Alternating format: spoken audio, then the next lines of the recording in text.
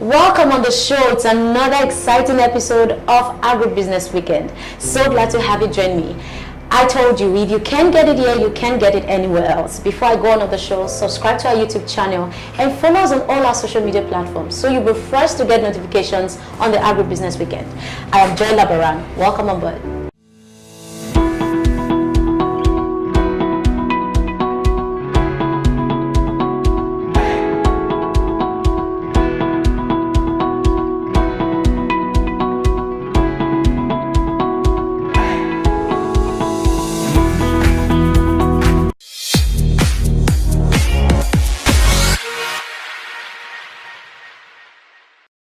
Welcome back.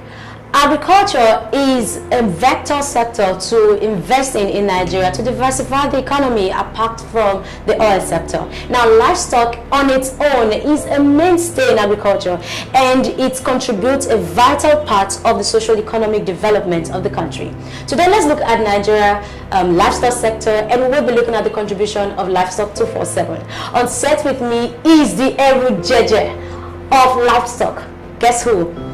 Ibrahim Maigari. You're welcome on the show. Thank you very much. Now tell me, what about this name, Erujeje of livestock? Who gave it to you?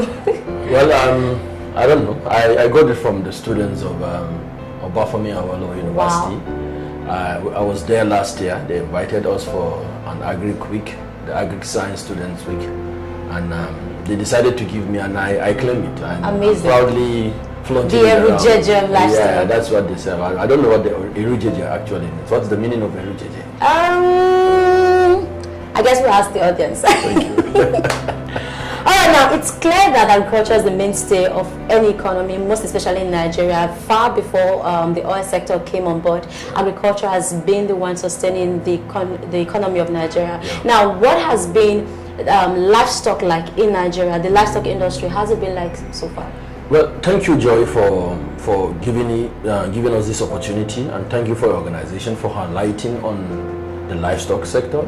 This is something that we've been saying. Okay. One of our objectives is to use technology to mainstream the livestock sector, and the reason is simple. I mean, when people talk about agriculture, there's this bias of crop. It's so crop driven that people tend to forget that the livestock sector is also a very integral part of the agricultural sector. When you talk about livestock in Nigeria, in general, Nigeria, let me give you some few stats here. Okay. Nigeria has about 43% of the entire livestock density of the West African region. Wow. And that's not mean. And if you use the 2013 UN FAO statistics, that's, I mean, we believe it's even out of date now. It's 2013 statistics, but we still have to use it. They gave Nigeria close to about 20 million plus head of cattle, and that's just for cattle. I mean, 70 million goats or thereabouts. So Nigeria contributes a lot. Nigeria has about 43% of the entire livestock population of the region. And I'll tell you, when you comparing Nigeria to the other countries around sub-Saharan Africa, Nigeria is the terminal point. Nigeria has the largest livestock consuming market in sub-Saharan Africa, in Lagos. Lagos, based on the facts released by the Ministry of Agriculture of Lagos State in 2016, Lagos consumes somewhere around 6,000 cows a day. Wow. And that's no joke. And we believe that's based on the estimates and the statistics that the ministry use. We're not even talking about all those unregulated slaughterhouses and people that are doing it from religious organizations and military establishments and stuff. So if you take all these statistics, you'll notice that the entire livestock production in sub-Saharan Africa, from the Sahelian region, from Mali to Burkina to down to Central Africa to South Sudan, we've noticed a flow into Nigeria, and this flow, this traffic is being powered by the consumption in Lagos.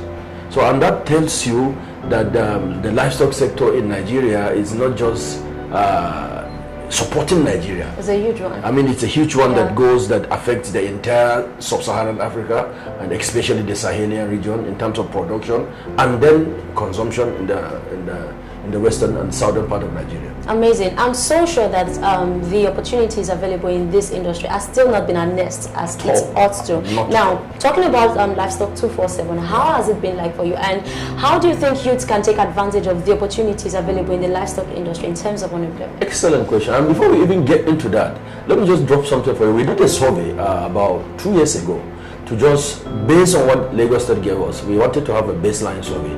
So we commissioned a consultant to look on. There are what we call livestock control posts, 4 livestock control posts in the country. Okay. There's Makodi in Benue State, there's a town, Gadambu in Nasarawa State, there's Lokoja, and there's Jeba Mokwa. This livestock control, I'm talking about routes that whoever is bringing livestock. And one thing that I want the viewers to also understand, when you're talking about livestock, it's divided into 2 parts in Nigeria. There's the upstream, there's the downstream.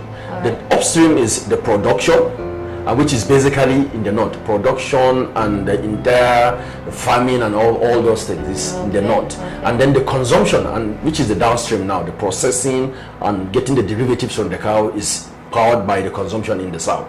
So upstream, that is production and whatever is in the north. So there's a constant flow between the north and the south in terms of traffic. Initially it was, people used to come via, they would push down the cows and trek down to the south, and then we started doing the trains in the 60s, but now it's basically using trucks. So that survey was meant to capture real data, and we stationed our consultants on just 2 routes, Lokoja in Kogi State and Jeba Mokwa, Niger Kwara State. In 1 week we got 1,458 trucks. Wow. And when you say a truck carries nothing less than 30 cows. We're talking about in the region of 40-something thousand. When we converted that into Naira, but there's no cow in Lagos that sells for less than 150,000 today. That would give you an estimate of 7.2 billion Naira in 1 week trade. I'm giving you, this is just the magnitude of the market. That's that. And this is a market that's unregulated. It's not captured in the financials. It's mostly credit driven. It's basically 100%, almost 90% cash based. And there's no control or whatever. And nobody knows what's happening there. So there are massive opportunities there. And one of the things that Livestock 247 is doing as a business is, like I said, our objective is to use technology to mainstream the sector. How do we use technology to mainstream the sector? We're trying to appeal to the younger generation, to do away with the myth, to do away with the hate, to do away with the rumors and all these controversies. If we can all eat meat and drink milk, then everybody can make money. We have to all produce meat and produce milk, because it's the business, and that is what Livestock 247 is trying to do. We're trying to highlight the potentials of the sector. We're trying to demystify the sector. We're trying to break down the tribal hatred. That's arrogance on one part, there's so much hatred on one part, to the extent that it's coming against the development of the sector.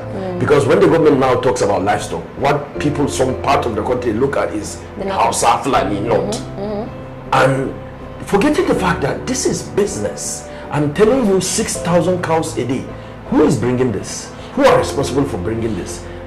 If I tell you that, if I'm a northerner, if a northerner can invest in the oil sector in the south and oil wells, what stops a south southerner investing in the livestock sector? Because this is what will make our economy cool. And why we are using technology, like I always keep on saying, technology makes all these things cool to the younger generation.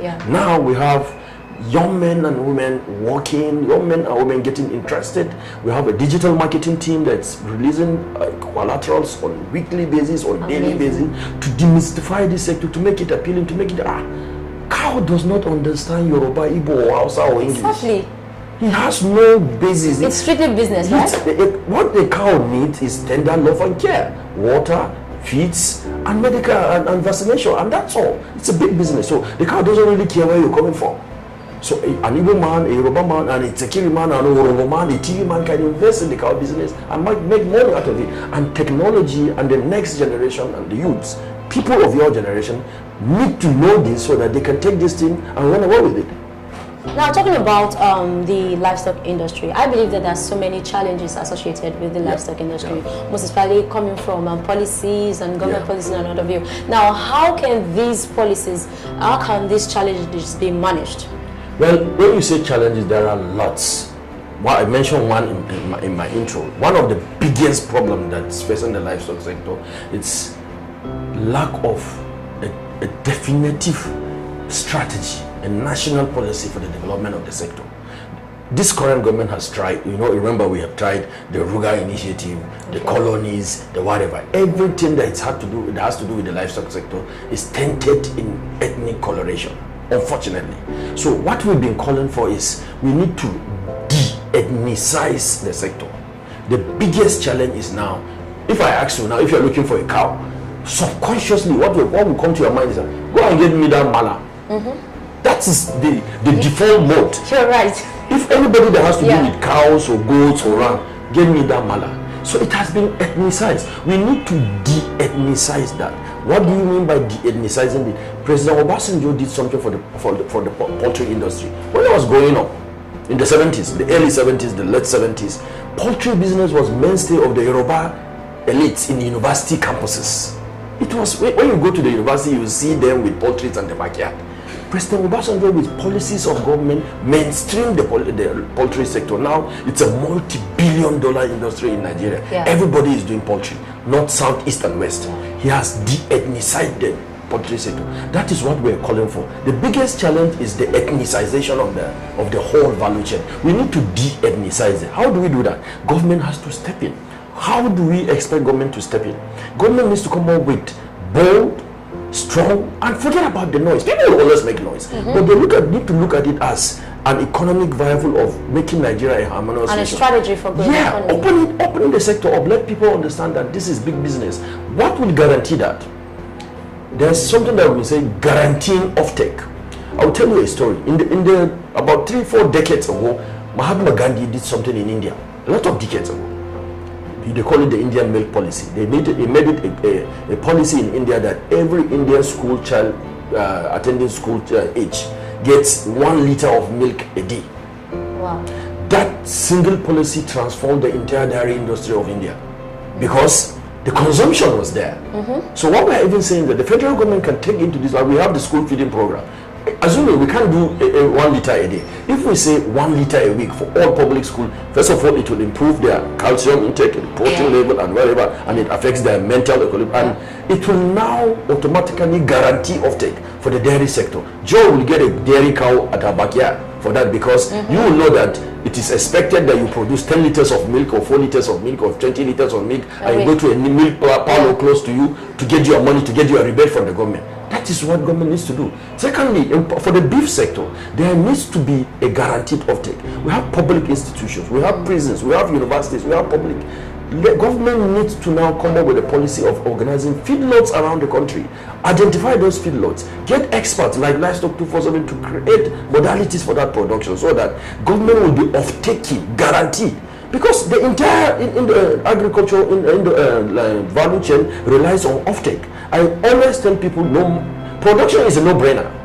The most important thing is guaranteeing offtake. If a farmer knows that when he produces his finishes production, there is a guaranteed market and guaranteed price, everybody will go into the livestock sector. We did this as a private organization. Last year we ran a lot of pilots of feedlot operations.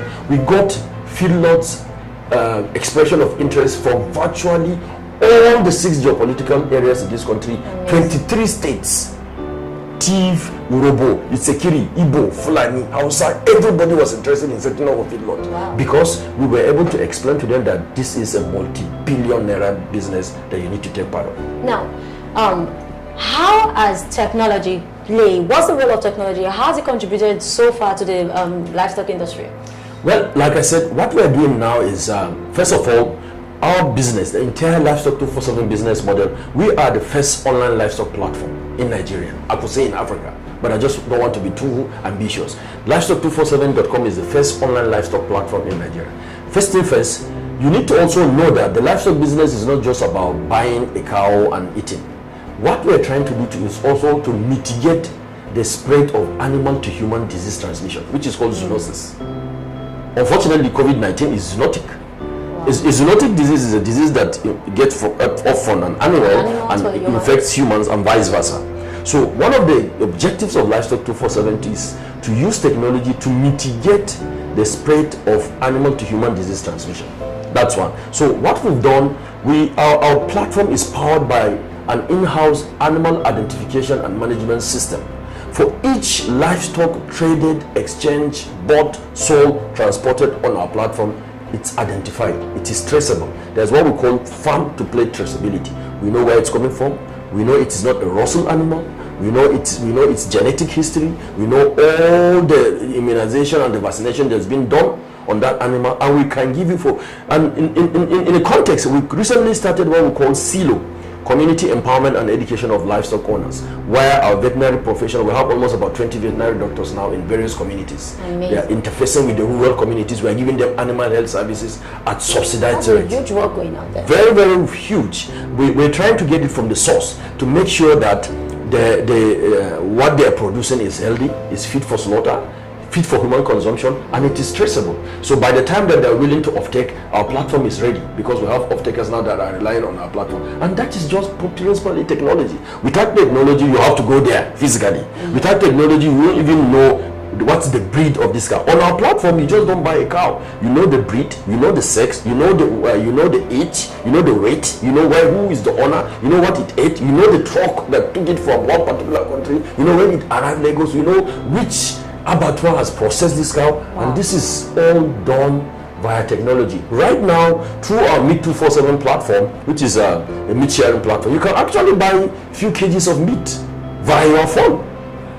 And that's all being powered by technology. So technology is the way to go. Technology has really helped us to solidify all these offerings and our value proposition to our clients. Thank you very much. Thank you, John. You've been amazing. So we have to go on a short break right now. Okay, so we go on a short break. Don't go away. We'll be right back.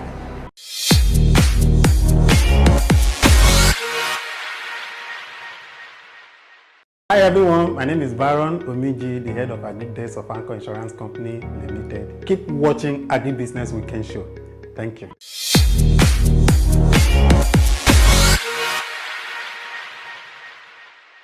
Welcome back. It's still Agribusiness Weekend, and thanks for staying with us. Maigari is still on set with us, and it's the game show. I'm so sure he's ready.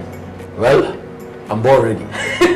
I like that. Now, this is how it goes. We have 10 questions on our list, and you are supposed to answer 3 questions, but you will pick randomly. I'm giving you the option to pick randomly, so you just pick from 1 to 10. Okay. So let me get your first question. Let me go with 3. Number 3. Ibrahim, who is your business hero? Wow. That's a good one. Well, let me be very frank with you. Steve Jobs. I'm a big fan of Steve Jobs. I'm not too proud of some of the things that he did when he was alive, but the fact that he created something out of nothing, he propelled an entire industry. The whole app industry is resting on his vision, and I think the human race has a lot to be thankful for making a lot of things much more easier for us. Amazing. Yeah. I'm so sure. Steve Jobs, wherever you are, someone is here, your biggest fan. All right, so let me get your second question. 7. Number 7. I love this one. Especially tongue twisters. Tongue twisters. Tongue twisters. Yeah. Now, tongue twisters, it means you say the first letter is a consonant for every word in the sentence. For instance, the sun shall soon shine. The sun shall soon shine. Exactly. Now I want you to say that 5 times without making a mistake. The sun shall soon start. The draw soup. Constant consumption of draw soup, begiri, and the sun shall soon start. The sun shall soon start. The sun shall soon start. Well, that's a difficult one. That's a difficult one, I tell you. So let's go with let's go to the last question. Let's take 9. Number 9. The game children play. And so it's a call and response thing. So I ask you and you just give me the answer. So we call it children games. And it goes like this. So if you're happy and you know, clap your hands. If you're happy and you know, clap your hands. If you're happy and you know, and you really want to show that you're happy and you know, clap your hands. If you're happy and you know, say amen. Amen. If you're happy and you know, say amen. Amen. If you're happy and you know, and you really want to show that you're happy and you know, say amen. Amen. If you're happy and you know, tap your feet. If you're happy and you know, tap your feet. If you're happy and you know, and you really want to show that you're happy and you know, tap your feet. If you're happy and you know, do the 3. 3.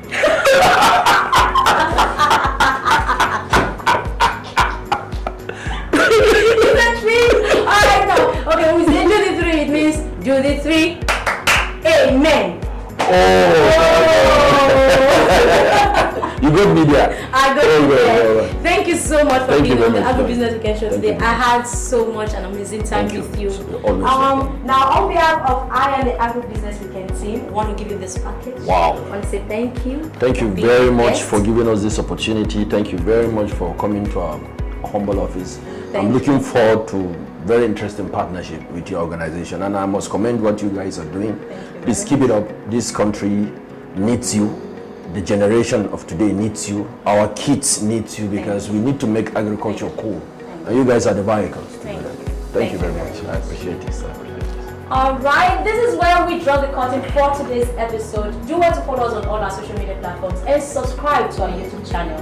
Till I come your way next time. Listen, cattle are not afraid of whether you are a Christian or not. They are not ashamed of whether you are Igbo or Yoruba. It's a business. It's strictly business. Start exploring. I'm Joy Labara. Bye for now.